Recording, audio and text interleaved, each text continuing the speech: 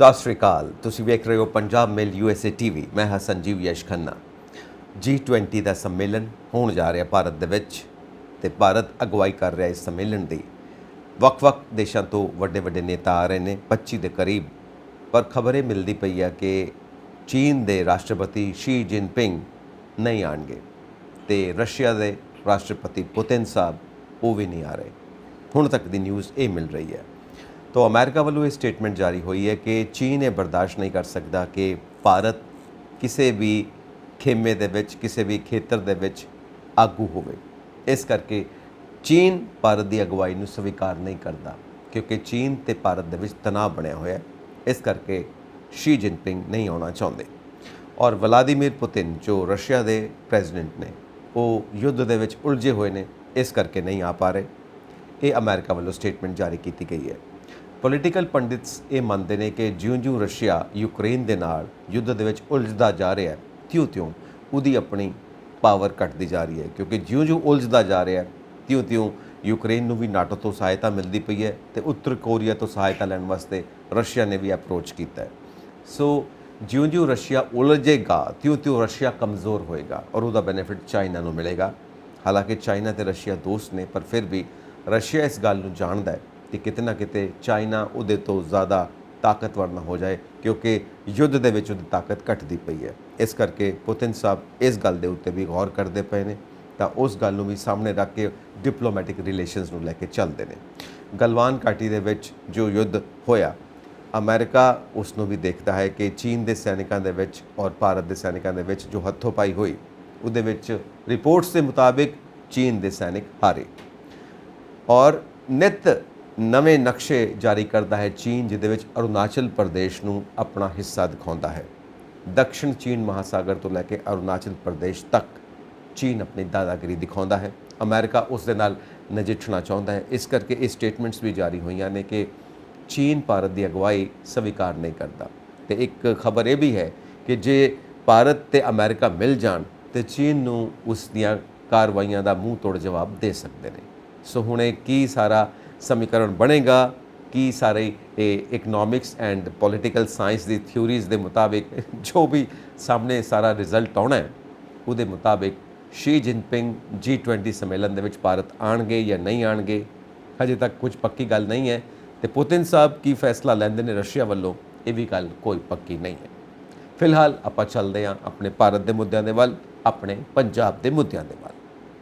मेरे नाल स्टूडियो के विच मौजूद ने बलकार सिंह। हाँ जी, संजीव खन्ना जी।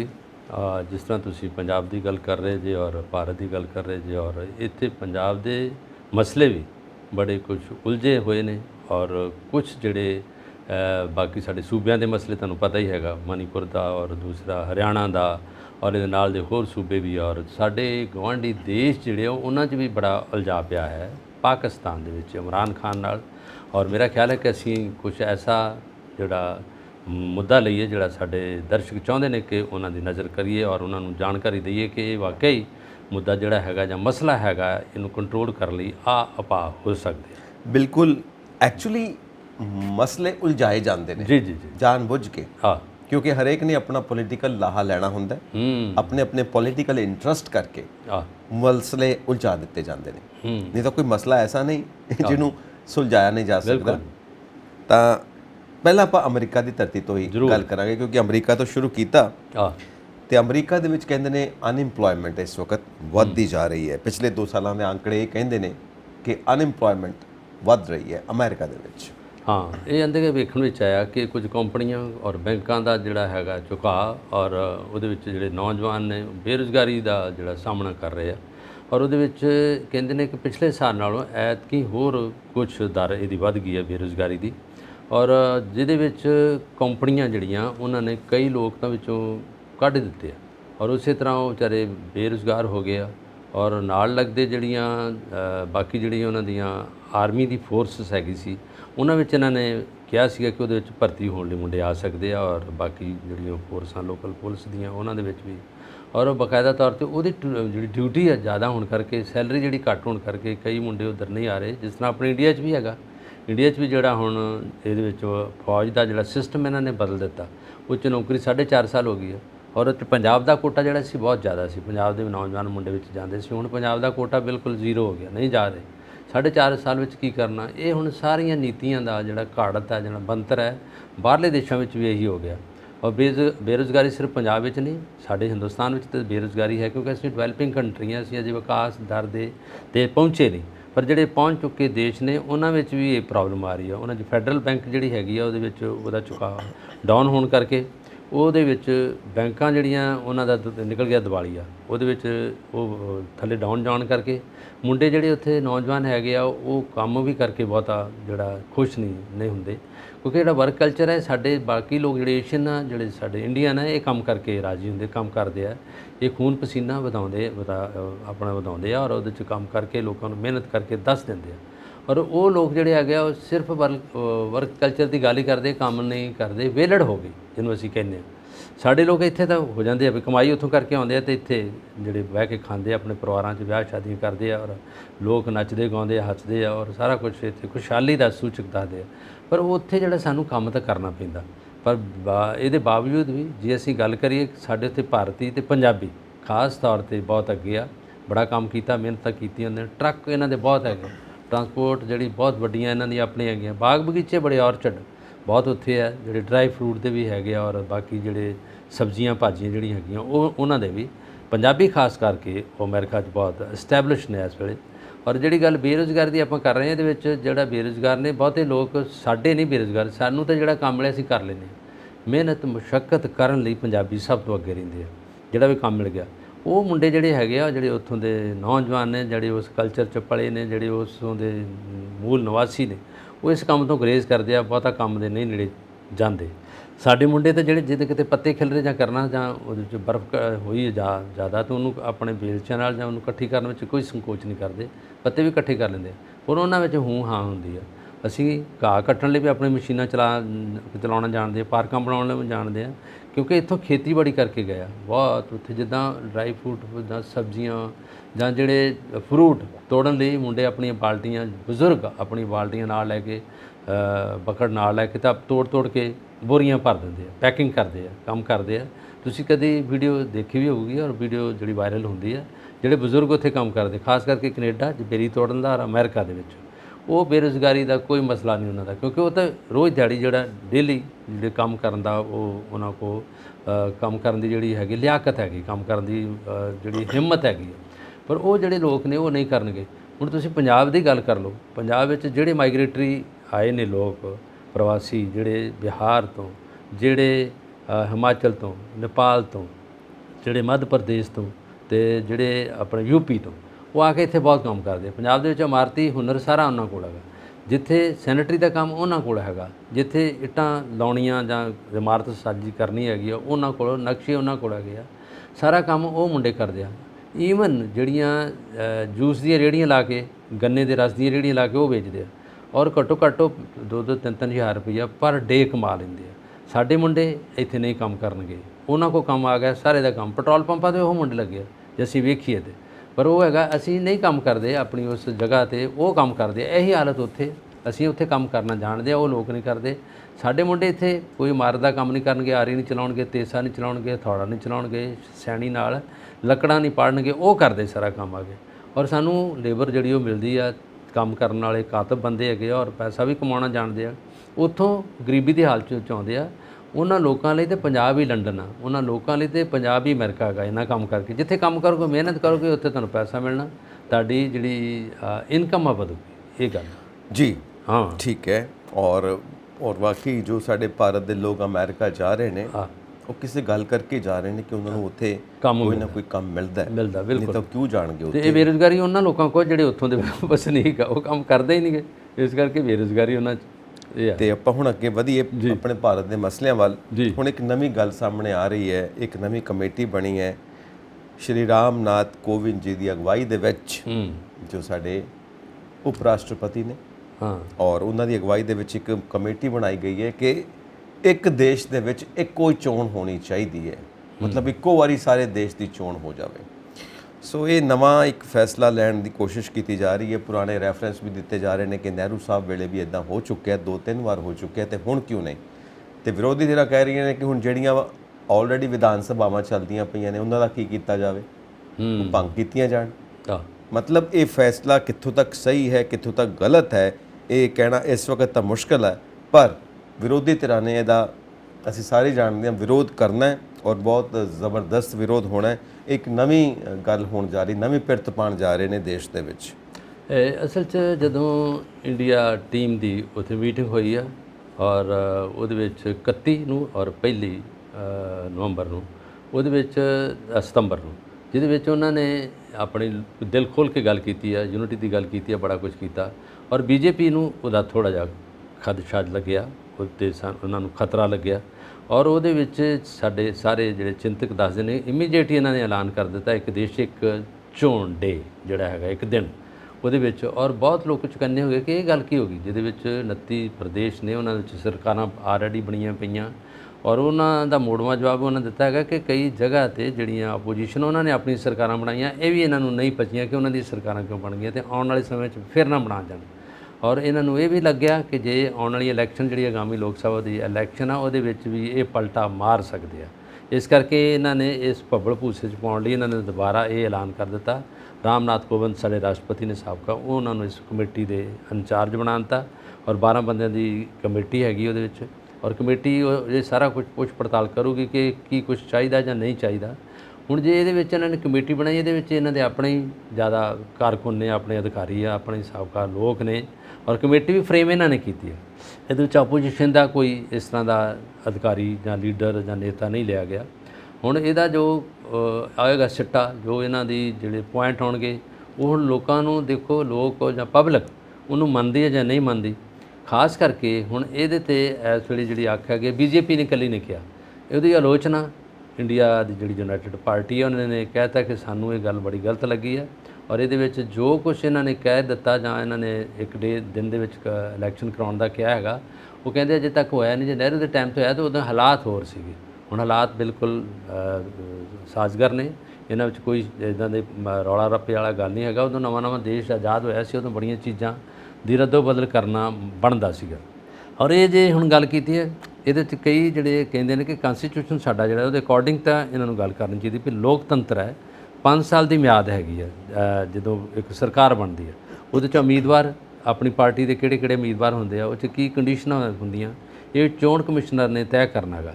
ਔਰ ਇਹਦੇ 'ਚ ਇੱਕ ਚੋਣ ਕਮਿਸ਼ਨਰ ਦਾ ਮਤਲਬ ਹੀ ਨਹੀਂ ਕੋਈ, ਇਹਨਾਂ ਨੇ ਪੁੱਛਿਆ ਹੀ ਨਹੀਂ ਉਹਨੂੰ, ਉਹਨਾਂ ਨਾਲ ਗੱਲ ਹੀ ਨਹੀਂ ਹੋਈ ਚੋਣ ਕਮਿਸ਼ਨਰ। ਪਰ ਜੇ ਪੁੱਛਣਗੇ ਚੋਣ ਕਮਿਸ਼ਨਰ ਵੀ ਇਹਨਾਂ ਲਈ ਹਾਮੀ ਭਰ ਸਕਦਾ, ਇਸ ਕਰਕੇ ਕਿ ਰੂਲਿੰਗ ਪਾਰਟੀ ਇਸ ਵੇਲੇ ਬੀਜੇਪੀ ਹੈ। ਹੁਣ ਸਾਰੇ ਗੱਲਾਂ 'ਚੋਂ ਜਿਹੜਾ ਵਲਾਂਗਾ ਵਲਿਆ ਗਿਆ, ਜਿਹਨੂੰ ਅਸੀਂ ਕਹਿ ਦਿੰਦੇ ਹਾਂ, ਸਾਰਾ ਕੁਝ ਇਹਨਾਂ ਨੇ ਕਿਹਾ ਵਾ। ਹੁਣ ਕਹਿਣ ਦੇ ਨਾਲ ਇਹਨਾਂ ਨੇ ਬਹੁਤ ਕੁਝ ਇਹਦੇ 'ਤੇ ਬਣਾ ਕੇ ਇਹਨਾਂ ਬੜਾ ਤਾਣਾ ਬਾਣਾ ਬੁਣ ਲਿਆ। ਪਹਿਲਾਂ ਉਹ ਜਿਹੜਾ ਇਹਨਾਂ ਮੈਪ ਬਣਾ ਲਿਆ, ਉਹ ਪੂਰੇ ਦਾ ਪੂਰਾ ਹੀ ਹੈਗਾ। ਔਰ ਉਹ ਮੈਪ ਹੁਣ ਚਾਈਨਾ ਵਾਲਾ ਤਾਂ ਨਹੀਂ ਕਿ ਆਪਣੇ ਆਪ ਹੀ ਕਹਿ ਦੂਗਾ ਕਿ ਆ ਮੇਰਾ ਦੇਸ਼ ਆ, ਮੇਰੇ ਵਾਲੇ ਪਾਸੇ ਆ, ਤਿੱਬਤ ਵਾਲਾ ਲੇਹ ਲਦਾਖ ਮੇਰਾ ਵਾਲਾ ਹੈਗਾ। ਗੱਲਾਂ ਨਾਲ ਸਾਰਾ ਕੁਝ ਨਹੀਂ ਹੁੰਦਾ, ਪਰ ਇਹ ਰੂਲਿੰਗ ਪਾਰਟੀ ਆ। ਹੁਣ ਜੋ ਰੂਲਿੰਗ ਪਾਰਟੀ ਨੇ ਕਹਿ ਦਿੱਤਾ ਵਾ, ਇਹਦੇ ਵਿੱਚ ਮੈਨੂੰ ਲੱਗਦਾ ਹੁਣ ਹੱਥਾਂ ਪੈਰਾਂ ਦੀ ਇੰਡੀਆ ਟੀਮ ਨੂੰ ਵੀ ਪੈ ਗਈ ਹੈ।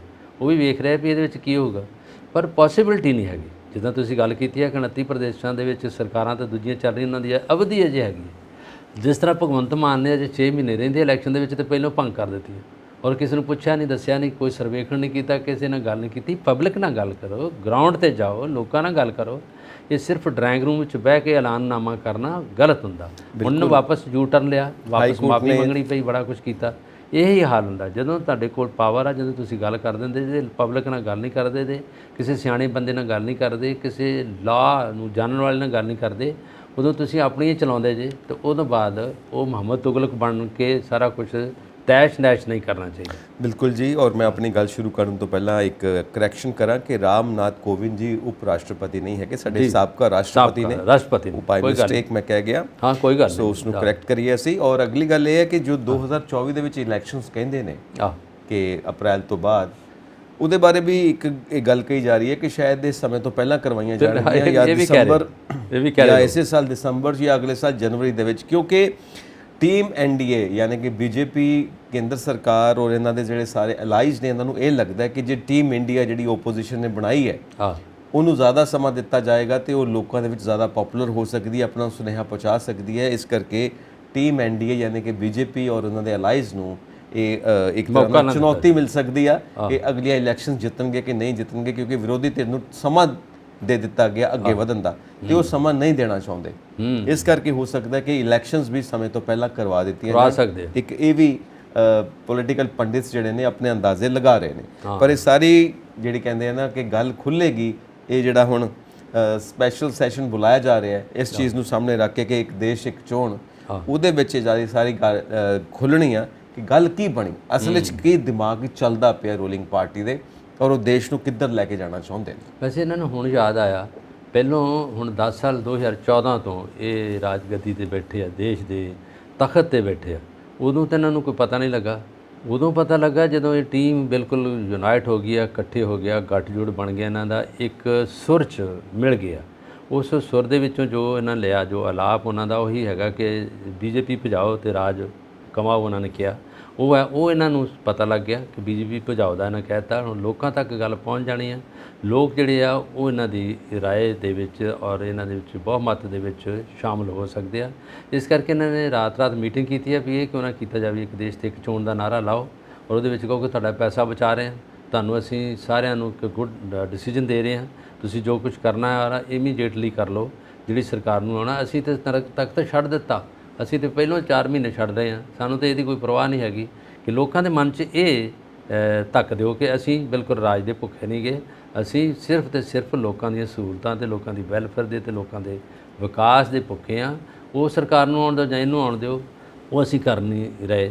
ਔਰ ਰਾਹੁਲ ਗਾਂਧੀ ਜੀ ਨੇ ਕਹਿ ਦਿੱਤਾ ਕਿ ਇਹ ਜਿਹੜੀ ਚੀਜ਼ਾਂ ਨੇ ਕੁਝ ਤਾਂ ਪਚ ਜਾਂਦੀਆਂ, ਉਹ ਪਚਣਯੋਗ ਹੁੰਦੀਆਂ, ਜਿਹੜੀਆਂ ਤੁਹਾਡੀ ਪਾਚਨ ਸ਼ਕਤੀ ਨਾਲ ਬਿਲਕੁਲ ਉੱਥੋਂ ਤੱਕ ਟੱਕਰ ਲੈਂਦੀਆਂ। ਪਰ ਆਂਦਾ ਜਿਹੜੀਆਂ ਨਾ ਪਚਣਯੋਗ ਚੀਜ਼ਾਂ ਹੁੰਦੀਆਂ ਉਹ ਉਹਨਾਂ ਦਾ ਜਿਹੜਾ ਹੈਗਾ ਇਵਜ਼ ਜਾਂ ਸਿੱਟਾ ਮਾੜਾ ਨਿਕਲਦਾ।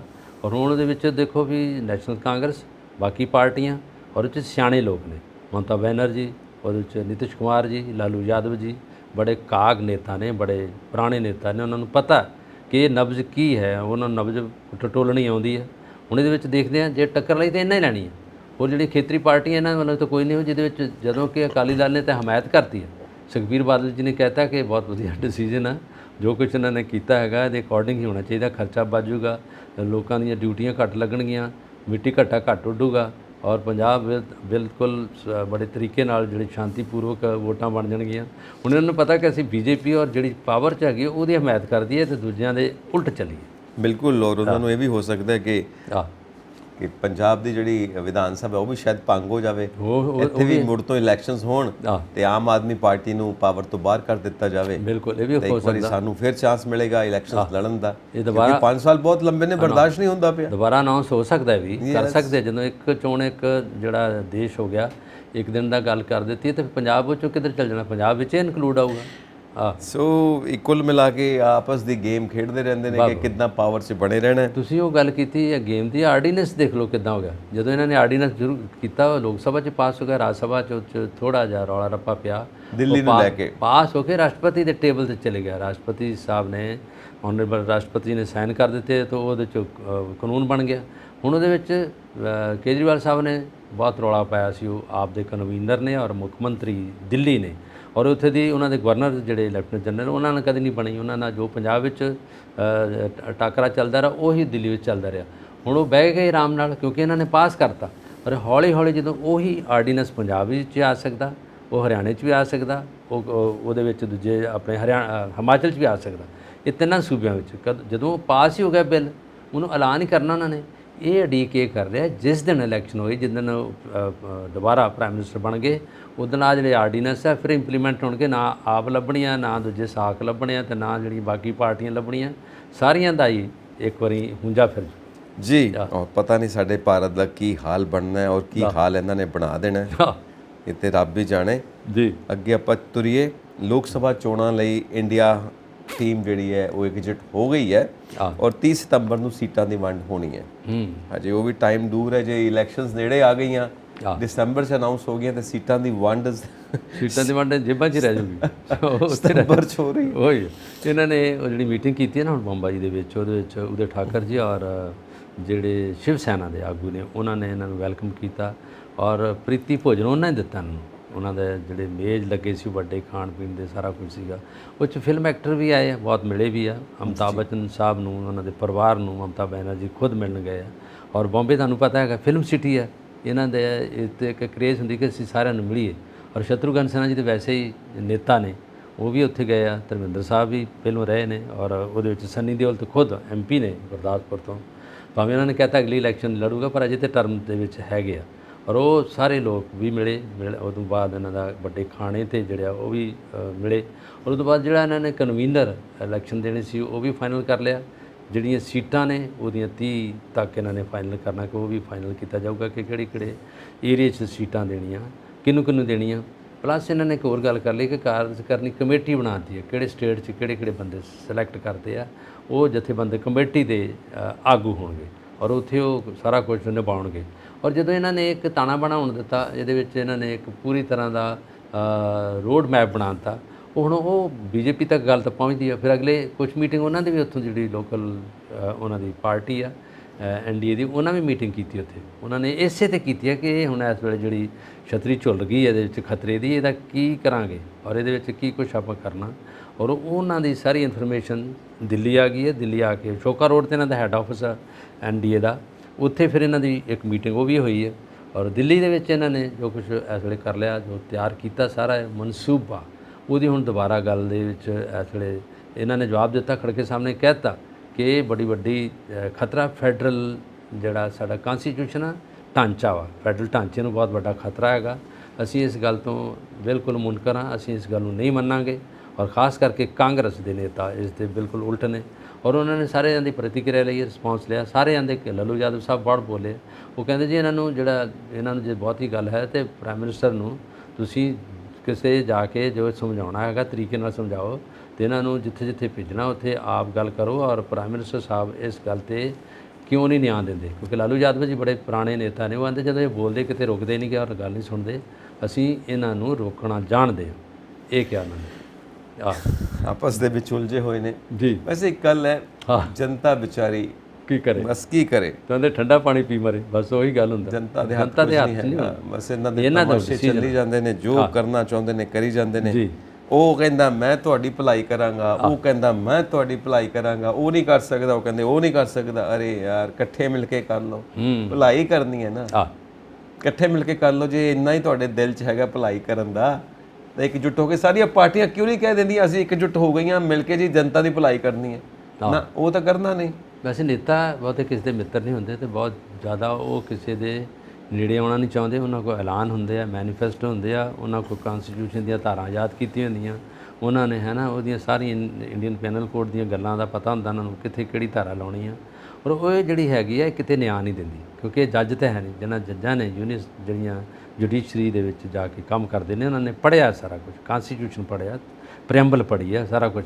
ਸਾਡੇ ਨੇਤਾ ਦੇ ਪ੍ਰੈਂਬਲ ਦੀ ਪੂਰੀ ਪਤਾ ਨਹੀਂ ਹੈ ਕਿ ਪੂਰੀ ਪ੍ਰੈਂਬਲ ਨਾਲ ਸ਼ੁਰੂ ਹੁੰਦਾ ਕਨਸਟੀਟਿਊਸ਼ਨ, ਉਹਦੇ 'ਚ ਕੀ ਧਾਰਾ ਲੱਗਦੀਆਂ, ਪ੍ਰੈਂਬਲ ਕੀ ਚੀਜ਼ ਆ। ਜਦੋਂ ਅੰਬੇਦਕਰ ਸਾਹਿਬ ਨੇ ਬਣਾਇਆ ਸੀ ਕਿਹਾ ਜਾਂਦਾ ਹੈ, ਤਾਂ ਪ੍ਰੈਂਬਲ ਦੇ ਵਿੱਚ ਉਹਨਾਂ ਨੇ ਭਾਰਤ ਬਾਰੇ ਸਾਰਾ ਕੁਝ ਲਿਖਿਆ। ਇਹ ਕਿਹਾ ਜਾਂਦਾ ਹੈ ਕਿ 40% ਲੋਕ ਉਹ ਨੇ ਰਾਜਨੀਤੀ ਦੇ ਵਿੱਚ ਜਿਨ੍ਹਾਂ ਦੀ ਕ੍ਰਿਮੀਨਲ ਬੈਕਗ੍ਰਾਉਂਡ ਹੈ। ਬਿਲਕੁਲ ਸਹੀ ਗੱਲ। ਜਿਹੜੇ ਹਿਸਟਰੀ ਸ਼ੀਟਰਸ ਨੇ, ਕੋਈ ਉਹਦੇ ਵਿੱਚ ਮਤਲਬ ਕਤਲ ਕੀਤਾ ਹੋਇਆ ਹੈ, ਕੋਈ ਬਲਾਤਕਾਰ ਕੀਤਾ ਹੋਇਆ ਹੈ, ਕਿਸੇ ਤਰ੍ਹਾਂ ਦੇ ਕਿਸੇ ਕੇਸ ਵਿੱਚ ਇਨਵੋਲਵ ਹੈ। ਬਿਲਕੁਲ। ਹੁਣ ਜੇ 40% ਰਾਜਨੀਤੀ ਦੇ ਵਿੱਚ ਇੱਦਾਂ ਦੇ ਲੋਕ ਹੋਣ ਜਿਨ੍ਹਾਂ ਦਾ ਕ੍ਰਿਮੀਨਲ ਬੈਕਗ੍ਰਾਉਂਡ ਹੈ, ਉਹਨਾਂ ਦਾ ਕੀ ਵਿਜ਼ਨ ਹੈ?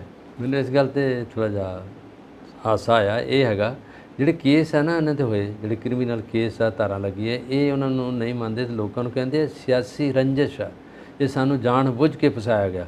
ਕਿਤੇ ਚੱਲ ਜਾਓ, ਪੰਜਾਬ ਵਿੱਚ ਜਿਹੜੇ ਮੰਤਰੀ ਆ, OP ਸੋਨੀ ਵਰਗੇ ਨੇ, ਉਹਦੇ ਵਿੱਚ ਵੈਦਿਆ ਜੀ ਆ, ਉਹਦੇ 'ਚ ਹੋਰ ਕਈ ਜਿਹੜੇ ਮੰਤਰੀ ਨੇ ਜਿਹੜੇ ਇਸ ਵੇਲੇ ਜਿਹਨਾਂ 'ਤੇ ਕੇਸ ਚੱਲ ਰਹੇ, ਉਹ ਆਂਦੇ ਸਿਆਸੀ ਇਹ ਬਦਲਾਵਾ, ਅਸੀਂ ਜਦੋਂ ਆਏ ਅਸੀਂ ਵੀ ਕਰਾਂਗੇ।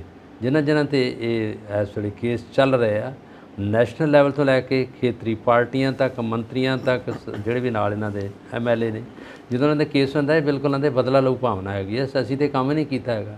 ਇਹੀ ਵੱਡੇ ਆਫੀਸਰ ਵੀ ਕਹਿੰਦੇ, IAS IPS ਜਦੋਂ ਫੜੇ ਜਾਂਦੇ ਆ, ਜੋ ਕਹਿੰਦੇ ਨੇ ਜਦੋਂ ਫੜਿਆ ਗਿਆ ਤਾਂ ਚੋਰ ਆ, ਨਹੀਂ ਤਾਂ ਚੱਲਦਾ ਫਿਰਦਾ ਸਾਧ ਹੈਗਾ। ਬਸ ਉਹ ਗੱਲ ਤਾਂ ਇਹੀ ਹੈ ਨਾ ਕਿ ਕੀ ਮਤਲਬ ਜੋ ਸਾਰੇ ਸਿਆਣੇ ਪੋਲੀਟੀਕਲ ਸਿਆਣੇ, ਇਕੋਨਮੀ ਦੇ ਸਿਆਣੇ ਸਭ ਬੈਠੇ ਨੇ, ਉਹ ਕਹਿੰਦੇ ਨੇ ਕਿ ਜੇ 40% ਲੋਕਾਂ ਦਾ ਮਤਲਬ ਉਹ ਲੋਕ ਨੇ ਜਿਹੜੇ ਕ੍ਰਿਮੀਨਲ ਬੈਕਗ੍ਰਾਉਂਡ ਤੋਂ ਨੇ, ਉਹਨਾਂ ਦਾ ਕੀ ਵਿਜ਼ਨ ਹੈ, ਕੀ ਉਹਨਾਂ ਦੀ ਸੋਚ ਹੋਏਗੀ ਔਰ ਉਹ ਕੀ ਦੇਣਗੇ। ਸੋ ਇਹ ਸਾਰੀਆਂ ਗੱਲਾਂ ਸਾਹਮਣੇ ਆਉਂਦੀਆਂ ਨੇ। ਕੋਈ ਨਿਯਮ ਚੇਂਜ ਹੋਣ ਲੱਗੇ ਤਾਂ ਉਹ ਨਿਯਮ ਚੇਂਜ ਨਹੀਂ ਹੋਣ ਦਿੰਦੇ। ਕਿਉਂ? ਕਿਉਂਕਿ ਉਹ ਉਹਨਾਂ ਦੇ ਖਿਲਾਫ ਜਾਂਦਾ ਹੈ। ਇਸ ਕਰਕੇ ਚੇਂਜ ਨਹੀਂ ਹੋਣ ਦਿੰਦੇ, ਪਰ ਉਹ ਦੇਸ਼ ਦੇ ਹੱਕ 'ਚ ਜਾਂਦਾ ਹੈ, ਹਾਂ ਇਸ ਦੀ ਸੋਚ ਨਹੀਂ ਹੈ। ਸੋ ਗੱਲ ਇਹ ਹੈ ਕਿ ਇਸ ਵਕਤ ਭਾਰਤ ਜਿਹੜਾ ਸਾਡਾ ਦੇਸ਼ ਹੈ ਫਸਿਆ ਪਿਆ। ਮਤਲਬ ਇਹਨੂੰ ਹੁਣ ਕੌਣ ਕੱਢੇ ਇਸ ਚੱਕਰ 'ਚੋਂ, ਇਹ ਤਾਂ ਹੁਣ ਸਮਾਂ ਹੀ ਦੱਸੇਗਾ ਕਿ ਕੋਈ ਰੱਬੋਂ ਹੀ ਕੋਈ ਤਾਕਤ ਆਵੇ, ਪਬਲਿਕ ਇਕੱਠੇ ਹੋ ਔਰ ਇਹ ਚੱਕਰ 'ਚੋਂ ਨਿਕਲੇ, ਨਹੀਂ ਤੇ ਇੱਥੇ ਗੋਤੇ ਖਾਂਦਾ ਰਹਿਣਾ ਇਦਾਂ ਹੀ, ਕੋਈ ਉਧਰ ਤੇ ਕੋਈ ਉਧਰ। ਇਹ ਕੋਈ ਚਮਤਕਾਰ ਹੀ ਹੋਏਗਾ, ਇਹ ਕੋਈ ਉਦੋਂ ਬਾਅਦ ਇਹ ਕੋਈ ਐਸਾ ਹੀ ਕੋਈ ਵਲੀ ਔਲੀਆ ਪੀਰ ਪੈਗੰਬਰ ਹੀ ਆਊਗਾ ਇਹਨਾਂ ਨੂੰ ਹਟਾਊਗਾ, ਨਹੀਂ ਤੇ ਬਸ ਜੇ ਮੈਨ ਟੂ ਮੈਨ ਜਿਹੜੀ ਫਾਈਟਿੰਗ ਆ ਜਾਂ ਵਿਰੋਧਤਾ ਹੈਗੀ ਆ, ਇਹ ਉੱਥੇ ਦੀ ਉੱਥੇ ਆਉਣੀ ਆ। ਇਹਨਾਂ ਚੱਕੀਆਂ ਤੇ ਉਹੀ ਦਲੀਆ ਪੀਸਿਆ ਜਾਣਾ ਜਿਹੜਾ ਪਹਿਲੋਂ ਪੀਸਿਆ ਜਾਂਦਾ, ਕੋਈ ਆ ਜੇ ਕੋਈ ਚਲੇ ਜੇ, ਆਟਾ ਉਹੀ ਪੀਸਿਆ ਜਾਣਾ, ਉਹੀ ਚੱਕੀਆਂ ਨੇ, ਉਹੀ ਪਾਵਰ ਆ, ਬਸ ਉਹੀ ਸਾਰਾ ਕੁਛ। ਉਹੀ ਮਤਲਬ ਇਹ ਕੋਈ ਕੁਦਰਤੀ ਘਟਨਾ ਹੋਵੇ ਤਾਂ ਹੋਵੇ, ਨਹੀਂ ਤੇ ਇੱਥੇ ਤੇ ਫਿਰ ਰੇਡਸ ਹੀ ਹੁੰਦੇ, ਕਦੀ ਈਡੀ ਦਾ ਰੇਡ ਹੁੰਦਾ, ਕਦੀ ਇਨਕਮ ਟੈਕਸ ਦਾ ਰੇਡ ਹੁੰਦਾ ਹੈ, ਬਸ ਇਹੀ ਚੱਲੀ ਜਾਂਦਾ ਪਿਆ। ਚਲੋ ਅੱਗੇ ਤੁਰੀਏ ਜੀ। ਸੁਪਰੀਮ ਕੋਰਟ ਨੇ ਕਿਹਾ ਕਿ 370 ਦੀ ਧਾਰਾ ਅਸੀਂ ਰੱਦ ਕੀਤੀ ਕਿਉਂਕਿ ਲੋਕਾਂ ਨੂੰ ਅਸੀਂ ਭਰੋਸੇ 'ਚ ਲਿੱਤਾ, ਉਸ ਤੋਂ ਬਾਅਦ ਇਹ ਫੈਸਲਾ ਲਿੱਤਾ। ਇਹ ਹੁਣ ਸੁਪਰੀਮ ਕੋਰਟ ਨੂੰ ਕਹਿਣਾ ਪੈ ਗਿਆ ਜੋ ਇਸ ਵਕਤ ਕਸ਼ਮੀਰ ਦੇ ਹਾਲਾਤ ਨੇ, ਯੂਨੀਅਨ ਟੈਰੀਟਰੀ ਬਣਾ ਦਿੱਤੀ ਆ। ਸੋ ਇਹ ਸਭ ਚੱਲਦਾ ਪਿਆ। ਹੁਣ ਸੁਪਰੀਮ ਕੋਰਟ ਆਪਣੇ ਵੱਲੋਂ ਉਹ ਵੀ ਸਟੇਟਮੈਂਟਸ ਦੇ ਰਿਹਾ। ਇਹ 370 ਆਰਟੀਕਲ ਜਿਹਦੇ ਵਿੱਚ ਸਪੈਸ਼ਲ ਰਾਈਟਸ ਜਿਹੜੇ ਅਧਿਕਾਰ ਦਿੱਤੇ ਸੀਗੇ J&K ਨੂੰ, ਔਰ ਉਹਦੇ ਵਿੱਚ ਇਹਨਾਂ ਨੇ ਕਿਹਾ ਜਦੋਂ ਜਾਚਕਾਂ ਦਾਇਰ ਹੋਈਆਂ ਉਹਨਾਂ ਨੂੰ ਉਹਨੂੰ ਰੱਦ ਕਰਨ ਲਈ ਜਾਚਕਾਂ ਗਈਆਂ ਉਹਨਾਂ ਕੋਲ, ਉਹਦੀਆਂ ਸੁਣਵਾਈਆਂ ਹੋਈਆਂ, ਕੁਝ ਅੱਜ ਹੋਈਆਂ, ਕੋਈ ਕੱਲ੍ਹ ਵੀ ਹੋਈਆਂ, ਬਹੁਤ ਜਾਚਕਾਂ ਪਹੁੰਚੀਆਂ ਉੱਥੇ। ਉਹਨਾਂ ਨੇ ਕਿਹਾ ਕਿ ਜਦੋਂ ਇਹ 370 ਨੂੰ ਸਪੈਸ਼ਲ ਜਿਹੜਾ ਕੇਸ ਸੀਗਾ, ਜਿਹੜਾ ਸਪੈਸ਼ਲ ਰਾਈਟ ਸੀਗਾ ਉਹਨਾਂ ਨੂੰ ਜਿਹੜਾ ਅਸੀਂ ਕੀਤਾ ਰੱਦ, ਉਹ ਸਿਰਫ ਤੇ ਸਿਰਫ ਲੋਕਾਂ ਦੀ ਹਮਾਇਤ ਲਈ ਗਈ ਸੀ, ਪਾਰਲੀਮੈਂਟ ਵਿੱਚ ਵੀ ਸੀ, ਸਾਰਿਆਂ ਨੂੰ ਪੁੱਛ ਕੇ ਇਹਨਾਂ ਨੇ ਕੀਤਾ ਜਦੋਂ 370 ਦਾ ਇਹ ਧਾਰਾ ਨੂੰ ਕੀਤਾ। ਔਰ ਉਹਨਾਂ ਨੇ ਕਿਹਾ ਕਿ ਉਦੋਂ ਤਾਂ ਹੈਗਾ ਸੀ, ਹੁਣ ਸੁਪਰੀਮ ਕੋਰਟ ਕੀ ਕਰੇ ਜਦੋਂ ਤੋਂ ਲੋਕਾਂ ਹੁਣ ਜਾਚਕਾਂ ਦਾਇਰ ਹੋ ਗਈ। ਔਰ ਉਹਦੇ ਵਿੱਚ ਇਹਨਾਂ ਨੇ ਕਿਹਾ ਕਿ ਉਹਨਾਂ ਨੂੰ ਕਹਿਤਾ ਸੀਗਾ ਕਿ ਇਹਦੇ ਵਿੱਚ ਲੋਕ ਜਦੋਂ ਆਉਣਗੇ ਇੱਥੇ ਜ਼ਮੀਨ ਖਰੀਦ ਸਕਦੇ ਆ ਬਾਹਰਲੇ, ਔਰ ਇਹਦੇ ਵਿੱਚ ਕੰਪਨੀਆਂ ਵੱਡੀਆਂ ਵੱਡੀਆਂ ਲੱਗਣਗੀਆਂ, ਇਹਦੇ ਵਿੱਚ ਬਾਕੀ ਜਿਹੜੇ ਹੈਗੇ ਆ ਜੋ ਸਹੂਲਤਾਂ ਨੇ ਉਹ ਤਾਂ ਸਰਕਾਰ ਨੇ ਦੇਣੀਆਂ ਦੇਣੀਆਂ, ਪ੍ਰਾਈਵੇਟ ਜਿਹੜੇ ਅਦਾਰੇ ਉਹ ਵੀ ਇੱਥੇ ਆ ਜਾਣਗੇ, ਬਹੁਤ ਕੁਛ ਆਏਗਾ। ਪਰ ਜਦੋਂ ਫਰੂਕ ਅਬਦੁੱਲਾ ਜੀ ਨੇ ਇਹਦੇ 'ਤੇ ਆਲੋਚਨਾ ਕੀਤੀ ਹੈ ਕਿ ਇਹਦੇ ਵਿੱਚ ਕੋਈ ਨਹੀਂ ਆਇਆ, ਨਾ ਆਉਣ ਦਿੱਤਾ ਜਾਣਾ ਇੱਥੇ ਕਿਸੇ ਨੇ, ਔਰ ਇਹ ਜੋ ਧਾਰਾ ਸੀ ਇੰਜ ਹੀ ਰਹਿ ਗਈ, ਜਿਹੜੀਆਂ ਸਾਨੂੰ ਦਿੱਤੀਆਂ ਸਹੂਲਤਾਂ ਉਹ ਵੀ ਖੋਹ ਲਈਆਂ ਗਈਆਂ, ਔਰ ਇਹਨੂੰ ਯੂਨੀਅਨ ਟੈਰੀਟਰੀ ਬਣਾ ਕੇ ਸੈਂਟਰ ਨੇ ਆਪਣੇ ਹੱਥ ਵਿੱਚ ਲੈ ਲਿਆ, ਜਦੋਂ ਕਿ ਉੱਥੋਂ ਦੀਆਂ ਲੋਕਲ ਪਾਰਟੀਆਂ ਜਿਹੜੀਆਂ ਉਹ ਬਿਲਕੁਲ ਪਾਵਰਲੈਸ ਹੋ ਗਈਆਂ, ਉਹਨਾਂ ਕੋਲ ਤਾਕਤ ਨਹੀਂ ਰਹੀ ਉਹਨਾਂ ਦੇ, ਇਸ ਕਰਕੇ ਨਹੀਂ ਰਹੀ ਕਿਉਂਕਿ ਉੱਥੇ ਜੇ ਯੂਨੀਅਨ ਟੈਰੀਟਰੀ ਹੈ ਉਹਦੇ ਵਿੱਚ ਜਿਹੜਾ ਵੀ ਸੈਂਟਰ ਸਿੱਧਾ ਦਖਲ ਅੰਦਾਜ਼ੀ ਹੋ ਗਈ। ਇਹਨਾਂ ਨੇ ਸੈਂਟਰ ਨੇ ਆਪਣੇ ਹੱਥ ਵਿੱਚ ਲੈ ਲਿਆ, ਜਿੱਦਾਂ ਬਾਕੀ 8 ਜਿਹੜੇ ਹੈਗੇ ਨੇ ਯੂਨੀਅਨ ਟੈਰੀਟਰੀ, ਇਹਦੇ ਨਾਲ ਇਹਨਾਂ ਐਡੀਸ਼ਨ ਇਹ ਲੈ ਲਿਆ, ਉਹਦੇ ਵਿੱਚ ਲੇਹ ਲਦਾਖ ਤੱਕ ਹੈ ਨਾ, ਉਹਦੇ ਵਿੱਚ ਤਿੱਬਤ ਤੱਕ ਸਾਰੇ ਇਲਾਕੇ ਨੂੰ ਜਿਹੜਾ ਉਹਨਾਂ ਨੇ ਡਿਵਾਈਡ ਕਰ ਦਿੱਤਾ ਯੂਨੀਅਨ ਟੈਰੀਟਰੀ ਦੇ ਵਿੱਚ। 370 ਆਰਟੀਕਲ ਜਿਹੜਾ ਸੀ ਉਹਦੇ ਵਿੱਚ ਰੱਦੋ-ਬਦਲ ਕਰ ਦਿੱਤੀ। ਹੁਣ ਲੋਕ ਉੱਥੇ ਜਿਹੜੇ ਆ ਉਹ ਪਛਤਾ ਰਹੇ ਆ, ਇਹਦੇ ਵਿੱਚ ਕੀ ਸਹੂਲਤਾਂ ਜੋ ਸਾਨੂੰ ਮਿਲਦਾ ਸੀ ਉੱਥੇ, ਜਿਹੜੇ ਹੈਗੀ ਚੀਨੀ ਸਸਤੀ ਮਿਲਦੀ ਸੀ, ਚਾਵਲ ਸਸਤੇ ਮਿਲਦੇ ਸੀ, ਅਨਾਜ ਸਸਤਾ ਮਿਲਦਾ ਸੀ, ਹਰ ਚੀਜ਼ ਜਿਹੜੀ ਹੈ, ਗੈਸ ਸਿਲੰਡਰ ਵੀ ਬਾਕੀ ਸੂਬਿਆਂ ਨਾਲੋਂ ਸਸਤਾ ਮਿਲਦਾ ਸੀਗਾ। ਪਰ ਉਹ ਸਾਰੇ ਦਾ ਸਾਰਾ ਫਿਰ ਹੁਣ ਯੂਨੀਅਨ ਟੈਰੀਟਰੀ ਦੇ ਕਰਕੇ ਕੇਂਦਰ ਦੇ ਹੱਥ ਵਿੱਚ ਆ ਗਿਆ, ਲੋਕ ਵਿਚਾਰੇ ਫਿਰ ਉੱਥੇ ਉਹੀ ਦਸ਼ਾ 'ਚ ਆ ਗਏ, ਉਹੀ ਸਥਿਤੀ ਹੋ ਗਈ। ਐਕਚੁਅਲੀ 1990 ਵਿੱਚ ਵੀ ਇੱਕ ਵਾਰੀ ਰੌਲਾ ਪਿਆ ਸੀਗਾ। 1990 ਦੇ ਵਿੱਚ ਜਿੰਨੇ ਉੱਥੇ ਦੂਸਰੇ ਤਬਕੇ ਦੇ ਲੋਕ ਰਹਿੰਦੇ ਸੀ, ਮੁਸਲਮਾਨ ਹਾਵੀ ਹੋ ਗਏ ਸੀ ਉਹਨਾਂ 'ਤੇ, ਉਹਨਾਂ ਦੇ ਘਰ ਜਾੜ ਦਿੱਤੇ ਸੀ, ਉਹਨਾਂ ਦੀਆਂ ਸਾਰੀਆਂ ਜਾਇਦਾਦਾਂ ਜਿਹੜੀਆਂ ਉਹ ਖੋਲੀਆਂ ਗਈਆਂ ਸੀਗੀਆਂ।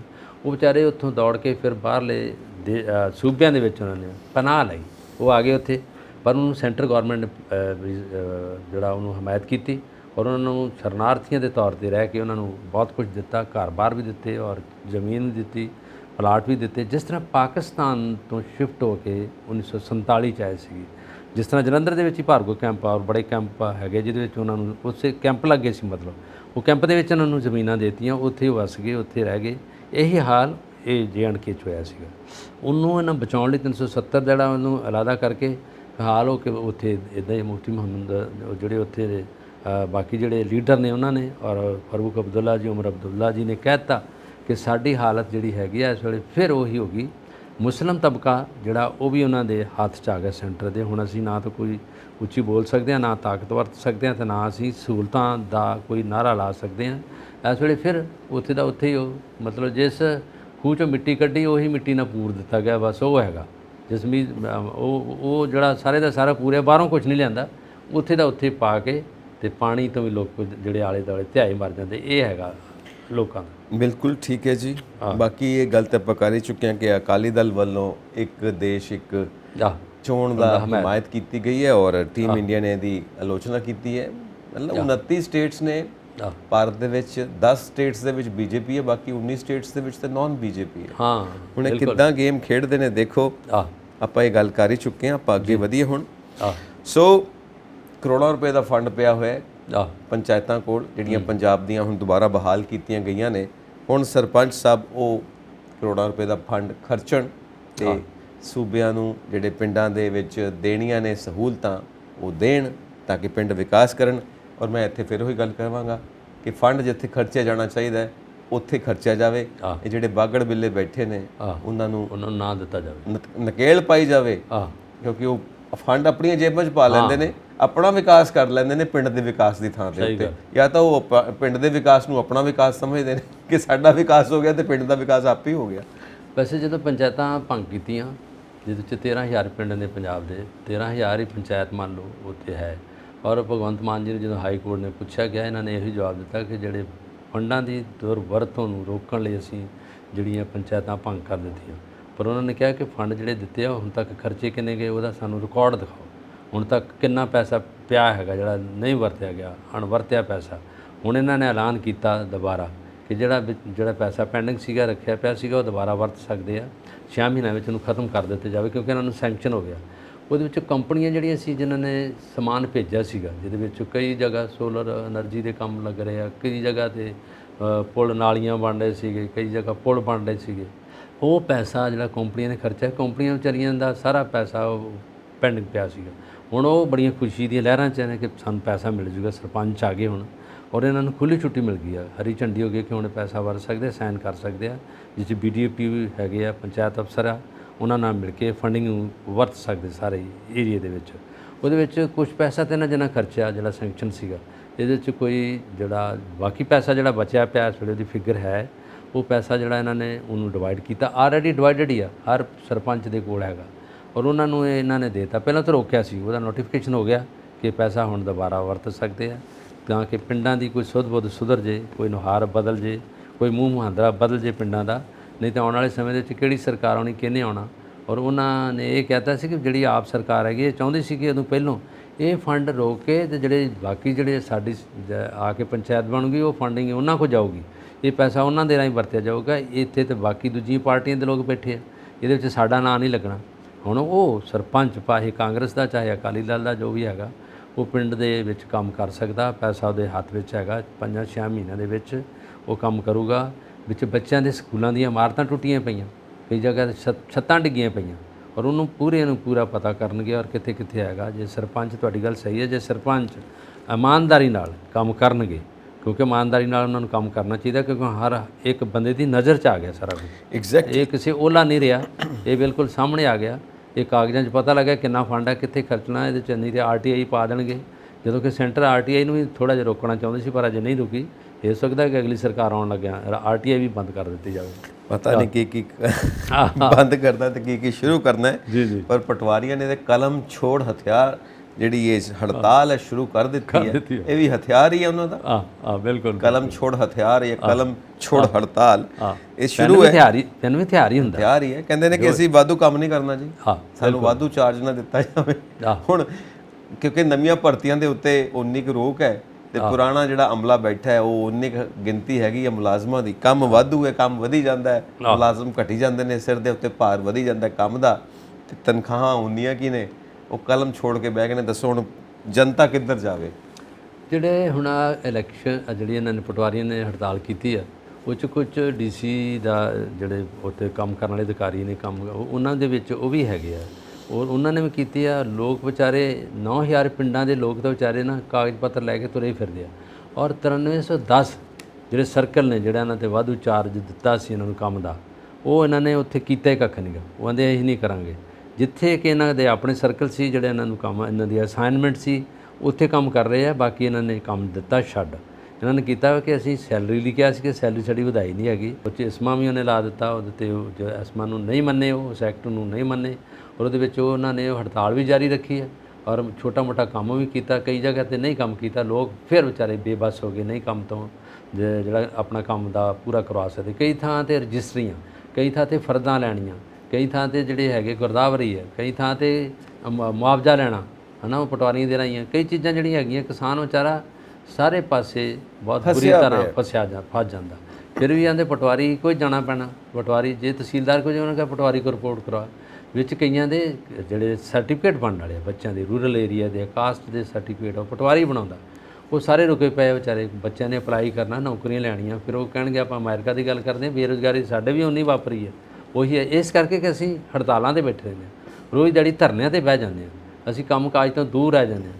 ਕਿ ਅਸੀਂ ਸਾਡੇ ਪੰਜਾਬੀਆਂ ਕੋਲ ਕਿਹੜਾ ਵਰਕ ਕਲਚਰ ਹੈਗਾ, ਅਸੀਂ ਵੀ ਧਰਨਿਆਂ ਦੇ ਵਿੱਚ ਹੀ ਕੰਮ ਕਰਦੇ ਹਾਂ, ਤਨਖਾਹ ਲੈਣ ਲਈ ਅਸੀਂ ਅੱਗੇ ਹੋ ਜਾਂਦੇ, ਬਸ ਇਹ ਗੱਲ ਹੈ। ਸੋ ਹੁਣ ਆਪਣਾ ਇੱਕ ਆਖਰੀ ਮਸਲਾ ਜੀ ਟੋਲ ਪਲਾਜ਼ੇ। ਹੁਣ ਟੋਲ ਪਲਾਜ਼ੇ ਦਾ ਮਸਲਾ ਪੰਜਾਬ ਦੇ ਵਿੱਚ ਬਹੁਤ ਵੱਡੀ ਚਰਚਾ ਰਹੀ ਹੈ। ਉਹ ਬੰਦ ਹੋ ਗਿਆ ਜੀ, ਉਹ ਸ਼ੁਰੂ ਹੋ ਗਿਆ ਜੀ, ਉਹਦਾ ਤੇ ਟਾਈਮ ਹੀ ਖਤਮ ਹੋ ਗਿਆ ਸੀ, ਉਹ ਹੁਣ ਵੀ ਚੱਲਦਾ ਪਿਆ ਜੀ, ਉਹ ਮੈਂ ਬੰਦ ਕਰਵਾਤਾ ਜੀ। ਸੀਐਮ ਮਾਨ ਕਹਿੰਦੇ ਨੇ ਹੁਣ ਉਹ ਚੱਲ ਪਿਆ ਜੀ, ਉਹ ਬੰਦ ਕਰਵਾਤਾ ਜੀ, ਬਸ ਇਹ ਚੱਲਦਾ ਰਿਹਾ। ਹੁਣ ਕੇਂਦਰ ਸਰਕਾਰ ਕਹਿੰਦੀ ਹੈ ਕਿ ਟੋਲ ਪਲਾਜ਼ੇ ਹੋਰ ਮਹਿੰਗੇ ਕਰ ਦਿਓ। ਹੁਣ ਦੱਸੋ ਕੀ ਕੀਤਾ ਜਾਏ ਕਿ ਟੈਕਸ ਕੇਂਦਰ ਸਰਕਾਰ ਵੱਲੋਂ ਹੋਰ ਮਹਿੰਗਾ ਕੀਤਾ ਗਿਆ ਟੋਲ ਪਲਾਜ਼ਿਆਂ ਦਾ ਪੰਜਾਬ ਦੇ ਵਿੱਚ। ਇਹ ਨਿਤਿਨ ਗਡਕਰੀ ਜੀ ਇਹਦੇ ਇੰਚਾਰਜ ਨੇ, ਸੈਂਟਰ ਗਵਰਨਮੈਂਟ ਦਾ ਮਹਿਕਮਾ ਹੈਗਾ ਇਹਦੇ ਵਿੱਚ। ਜਦੋਂ ਤੁਸੀਂ ਗੱਲ ਕੀਤੀ ਭਗਵੰਤ ਮਾਨ ਜੀ ਕਹਿੰਦੇ ਮੈਂ ਉਹ ਕਰਵਾਤਾ ਉਹ ਆਲਰੇਡੀ ਕਈ ਤਾਂ ਵੈਸੇ ਬੰਦ ਹੋਏ ਸੀ।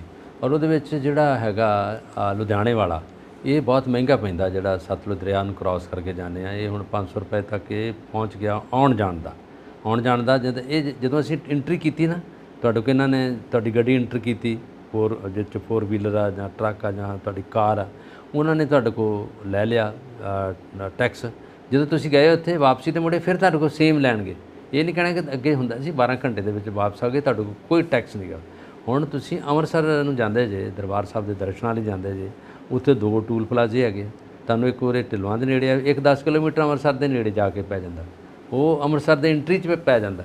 ਔਰ ਗਡਕਰੀ ਸਾਹਿਬ ਨੇ ਕਹਿਤਾ ਸੀ ਕਿ 60 ਕਿਲੋਮੀਟਰ ਦੇ ਇਨ ਬਿਟਵੀਨ ਕੋਈ ਨਹੀਂ ਹੋਊਗਾ ਟੂਲ ਪਲਾਜ਼ਾ। ਪਤਾ ਨਹੀਂ ਐਲਾਨ ਕੀ ਹੁੰਦੇ ਆ ਅਤੇ ਕੀ ਹੋ ਜਾਂਦਾ। ਔਰ ਉਹਦੇ ਵਿੱਚ RTI ਪਈਆਂ ਵਾ, ਉਹਨਾਂ ਦਾ ਜਵਾਬ ਨਹੀਂ ਦਿੱਤਾ ਵੀ ਇਹਦੇ ਵਿੱਚ ਕਿੰਨਾ ਪੈਸਾ ਤੁਹਾਡੇ ਕੋਲ ਆ ਗਿਆ, ਇਹਦੀ ਅਵਧੀ ਕਿੰਨੀ ਹੈ, ਇਹਦਾ ਸਮਾਂ ਕਿੰਨਾ ਸੀਗਾ, ਉਹ ਕਿੱਥੇ ਦੱਸੋ, ਉਹਦਾ ਥੋ ਪਤਾ ਨਹੀਂ ਲੱਗਦਾ। ਔਰ ਇਹ ਟੋਲ ਪਲਾਜ਼ੇ ਜਿਹੜੇ ਹੈਗੇ ਪੰਜਾਬ ਨੂੰ ਬਹੁਤ ਬੁਰੀ ਤਰ੍ਹਾਂ ਦਾ ਇਹ ਬਿਮਾਰੀ ਲੱਗੀ ਹੈ ਘੁਣ ਦੀ, ਜਿਹਨੂੰ ਕਹਿ ਸਕਦੇ ਹਾਂ। ਔਰ ਇਹ ਉਸੇ ਤਰ੍ਹਾਂ ਦੀ ਬਿਮਾਰੀ ਹੈਗੀ ਹੈ ਕਿ ਇਹਦੇ ਵਿੱਚ ਜਿੰਨੇ ਲੋਕ ਕਮਾਉਂਦੇ ਨੇ, ਪਹਿਲਾਂ ਤਾਂ ਪੈਟਰੋਲ ਡੀਜ਼ਲ ਬਹੁਤ ਮਹਿੰਗਾ, ਤੁਸੀਂ ਉਹ ਗੱਡੀ 'ਚ ਪਾਇਆ, ਫਿਰ ਆਪਣੇ ਤੁਸੀਂ ਜਾ ਕੇ ਗੱਡੀ ਚੈੱਕ ਕੀਤੀ, ਤੁਰੇ ਆ ਤਾਂ ਅਗਲੇ ਟੂਲ ਪਲਾਜ਼ਾ ਆ ਗਿਆ, ਉਹਨਾਂ ਨੇ ਲਿਆਓ ਪੈਸੇ। ਔਰ ਨਹੀਂ ਜੇ ਜਾਓਗੇ ਤਾਂ ਅਗਲੇ ਪਾਸੇ ਉਹਨਾਂ ਨੇ ਉਹ ਲਾਏ ਆ ਡੰਡੇ, ਉਹਦੇ ਵਿੱਚ ਤੁਸੀਂ ਕ੍ਰਾਸ ਨਹੀਂ ਕਰ ਸਕਦੇ। ਔਰ ਉੱਥੇ ਲੱਗ ਕੇ ਤੁਹਾਨੂੰ ਕਈ ਵਾਰੀ ਅੱਧਾ ਪੌਣਾ ਘੰਟਾ ਵੈਸੇ ਲੱਗ ਜਾਂਦਾ। ਉਹ ਆ ਗਿਆ, ਤੁਸੀਂ ਕਿਸ ਪਾਸੇ ਜਾਓਗੇ, ਜਿੱਧਰ ਵੀ ਜਾਓਗੇ। ਅੱਗੇ ਹੁੰਦਾ ਸੀਗਾ state to state, state the entry ਹੈਗੀ ਆ, ਉਸ ਐਂਟਰੀ 'ਤੇ ਹੁੰਦਾ ਸੀਗਾ ਟੂਲ ਪਲਾਜ਼ਾ, ਤੁਸੀਂ ਉਹ ਦਿੰਦੇ ਸੀਗੇ। ਕਿਤੇ ਵੀ ਨਹੀਂ ਸੀ ਹੁੰਦਾ। ਜਦੋਂ RC ਬਣਦੀਆਂ ਤੁਹਾਡੇ ਕੋਲ, ਉਦੋਂ ਤਾਂ ਪੈਸੇ ਲੈ ਲੈਂਦੇ ਸਾਰੇ। ਤੁਸੀਂ ਜਦੋਂ RC ਗੱਡੀ ਦੀ ਰਜਿਸਟ੍ਰੇਸ਼ਨ ਲਈ, ਤੁਹਾਨੂੰ ਨੰਬਰ ਮਿਲਿਆ, ਤੁਹਾਡੇ ਕੋਲ ਉਹਨਾਂ ਨੇ ਪੈਸੇ ਗਣਾ ਲੈਣੇ ਆ। ਹੁਣ ਬਾਕੀ ਮੁੜ ਕੇ ਪੈਸੇ ਕਿੱਧਰੋਂ ਆਉਂਦੇ ਆ, ਕਿੱਧਰ ਜਾਂਦੇ ਆ, ਕਿ ਉਹ ਕਿਹੜੀ ਜਿਹੜੀ ਹੈਗੀ ਆ ਟੂਲ ਪਲਾਜ਼ਾ ਹੈਗਾ, ਉਹਦਾ ਅਜੇ ਤੱਕ ਕਿਤੇ ਇਹਨਾਂ ਨੇ ਇਹ ਨਹੀਂ ਸਿੱਟਾ ਕੱਢਿਆ ਕਿ ਕੀ ਚੀਜ਼ ਹੈਗੀ ਰੋਜ਼ ਦਿਹਾੜੀ। ਔਰ ਸਭ ਤੋਂ ਜ਼ਿਆਦਾ ਪੰਜਾਬ ਦੇ ਵਿੱਚ ਹੀ ਹੈਗੇ। ਤੁਸੀਂ ਦੇਖ ਲਓ ਕੁਛ ਪੰਜਾਬ ਦੇ ਵਿੱਚ ਕੁਝ ਏਰੀਆ ਜਿਹੜਾ ਬਾਦਲ ਸਾਹਿਬ ਦਾ ਕੁਝ ਏਰੀਆ ਹਿਮਾਲਵੇ ਦਾ, ਉੱਧਰ ਬਹੁਤ ਘੱਟ ਹੈਗੇ, ਘੱਟ ਹੀ ਮਿਲਣਗੇ ਤੁਹਾਨੂੰ। ਜੇ ਤੁਸੀਂ ਦੇਖੋਗੇ ਅੰਮ੍ਰਿਤਸਰ ਦਾ ਏਰੀਆ, ਜੰਡਿਆਲਾ ਗੁਰੂ ਦੇ ਥੱਲੇ ਲੈ ਕੇ ਇੱਧਰੋਂ ਆ ਜਲੰਧਰ ਦਾ, ਹੁਸ਼ਿਆਰਪੁਰ ਆ, ਬਾਕੀ ਤੁਸੀਂ ਜਿਹੜਾ ਇੱਧਰੋਂ ਜਾਓਗੇ ਅੰਬਾਲਾ ਤੋਂ ਅੱਗੇ ਤੱਕ, ਉਹਦੇ ਤੱਕ। ਔਰ ਇਹ ਸਾਰੇ ਦੇ ਸਾਰੇ ਤੁਹਾਨੂੰ ਜਿਹੜੇ ਆ ਇਹ ਤੁਹਾਡੀਆਂ ਜੇਬਾਂ ਖਾਲੀ ਕਰ ਦਿੰਦੇ ਆ। ਔਰ ਇਹਦੇ ਵਿੱਚ ਹੁਣ ਇਹਨਾਂ ਨੇ ਟੈਕਸ ਕਰਾ ਦਿੱਤੇ ਆ, 15 ਤੋਂ 10% ਜਿਹੜੇ ਟੈਕਸ ਵਧਣਗੇ। ਇਹਦੇ ਕਰਕੇ ਇਹੀ ਮਸਲਾ ਆਇਆ ਜਿਹੜਾ ਤੁਸੀਂ ਹੁਣੇ ਗੱਲ ਕੀਤੀ ਸੀ ਕਿ ਜਿਹੜੇ ਟੂਲ ਪਲਾਜ਼ੇ ਇਹਨਾਂ ਨੇ ਲੋਕਾਂ ਦੀ ਜਾਨ ਖਾ ਲਈ ਹੈ ਔਰ ਨੀਂਦ ਹਰਾਮ ਕਰ ਦਿੱਤੀ ਲੋਕਾਂ ਨੇ। ਇਹ ਹੈ ਇਹੀ ਗੱਲ, ਦਿਨ ਦਾ ਚੈਨ ਰਾਤ ਦੀ ਨੀਂਦ। ਚਲੋ ਬਿਲਕੁਲ। ਹੁਣ ਅੱਗੇ ਕੀ ਬਣਨਾ ਇਹ ਦੇਖਣ ਵਾਲੀ ਗੱਲ ਹੈ ਜੀ, ਕਿਉਂਕਿ ਸਭ ਤੋਂ ਪੱਕਿਆ ਹੋਇਆ ਮਸਲਾ ਤਾਂ ਇਹੀ ਹੈ ਦੇਸ਼ ਦੇ ਵਿੱਚ ਕਿ ਇੱਕ ਦੇਸ਼ ਤੇ ਇੱਕ ਚੋਣ, ਕੀ ਫਾਰਮੂਲਾ ਬਣਾਇਆ ਜਾਏਗਾ, ਕਿੱਦਾਂ ਸਭ ਬਣੇਗਾ, ਸੰਵਿਧਾਨ ਦੇ ਵਿੱਚ ਕਿਹੜੀ ਪਰਿਵਰਤਨ ਕੀਤੇ ਜਾਣਗੇ, ਕਿਹੜੇ ਨਵੇਂ ਆਰਡੀਨੈਂਸ ਲਿਆਂਦੇ ਜਾਣਗੇ, ਜਿਵੇਂ ਦਿੱਲੀ ਦੇ ਵਿੱਚ ਲੈ ਕੇ ਆਏ ਨੇ। ਸੋ ਇਹ ਕੀ ਬਣੇਗਾ ਤੇ ਇਹਦਾ 2024 ਦੀਆਂ ਇਲੈਕਸ਼ਨਸ ਦੇ ਉੱਤੇ ਕੀ ਅਸਰ ਪੈ ਰਿਹਾ ਹੈ। ਇਹ 2024 ਦੀਆਂ ਇਲੈਕਸ਼ਨਸ ਨੂੰ ਮੁੱਖ ਰੱਖ ਕੇ ਇਹ ਫੈਸਲਾ ਕੀਤਾ ਜਾ ਰਿਹਾ ਹੈ। ਤਾਂ ਜਿਹੜੀ ਵਿਰੋਧੀ ਧਿਰ ਹੈ ਉਹ ਕਿੱਦਾਂ ਵਿਰੋਧ ਕਰੇਗੀ ਤੇ ਉਹਦੇ ਵਿੱਚ ਕਾਮਯਾਬ ਕੌਣ ਹੋਏਗਾ। ਇਹ ਵਾਕਈ ਇੱਕ ਦੇਸ਼ ਇੱਕ ਇਲੈਕਸ਼ਨ ਵਾਲੀ ਗੱਲ ਸਥਾਪਿਤ ਹੋ ਜਾਏਗੀ ਜਾਂ ਨਹੀਂ ਹੋਏਗੀ, ਇਹ ਵੀ ਦੇਖਣ ਵਾਲੀ ਗੱਲ ਰਹੇਗੀ। ਮੇਰਾ ਖਿਆਲ ਹੈ ਕਈ ਵਾਰੀ ਇੱਥੇ ਇਹ ਗੱਲ ਟੁੱਕ ਜਾਂਦੀ ਹੈ। ਗੁਰਦਾਸ ਮਾਨ ਜੀ ਦਾ ਇੱਕ ਗਾਣਾ ਹੈਗਾ, ਜਦੋਂ ਆਂਦਾ ਸੱਚੇ ਪਾਤਸ਼ਾਹ ਵਾਹਿਗੁਰੂ ਜਾਣੇ ਕੀ ਬਣੂ ਦੁਨੀਆ ਦਾ। ਇਹ ਹੈ ਦੁਨੀਆ ਨੂੰ ਵਿਚਾਰੇ ਨੂੰ ਸਾਰਾ ਕੁਝ ਝੱਲਣਾ ਪੈਣਾ। ਇਹ ਉਹਨਾਂ ਨੂੰ ਨਹੀਂ, ਦੁਨੀਆ ਨੂੰ, ਪਬਲਿਕ ਨੂੰ ਚੱਲਣਾ ਪੈਂਦਾ। ਵਾਕਈ ਆਂਦਾ ਵੀ ਅੱਲਾ ਤੇ ਵਾਹਿਗੁਰੂ ਜਾਣੇ ਹੁਣ ਕੀ ਹੋਣਾ ਹੈਗਾ, ਉਹਨਾਂ ਤੇ ਫਿਰ ਡੋਰੀ ਹੁੰਦੀ ਹੈ। ਉਹੀ ਸਮਝਣਗੇ, ਉਹੀ ਕਰਨਗੇ ਕਿ ਲੋਕਾਂ ਨੂੰ ਕਿਸ ਤਰ੍ਹਾਂ ਦੁਬਾਰਾ ਰਿਵਾਈਵ ਕਰਨਾ, ਦੁਬਾਰਾ ਉਹਨਾਂ ਨੂੰ ਉਸੇ ਤਰ੍ਹਾਂ ਸਟੈਂਡ ਕਰਨਾ, ਉਹੀ ਕਰਦਾ। ਬਾਕੀ ਤੁਸੀਂ ਕੀ ਵਿਚਾਰ ਰੱਖਦੇ ਹੋ ਸਾਨੂੰ ਜ਼ਰੂਰ ਇਨਬਾਕਸ ਕਰਿਓ। ਸਾਡਾ ਚੈਨਲ ਪੰਜਾਬ ਮੇਲ USA TV ਸਬਸਕ੍ਰਾਈਬ ਕਰੋ। ਜੀ ਚਲਿਏ ਬਲਕਾਰ ਜੀ, ਜੀ ਜ਼ਰੂਰ ਜੀ। ਸਤਿ ਸ਼੍ਰੀ ਅਕਾਲ।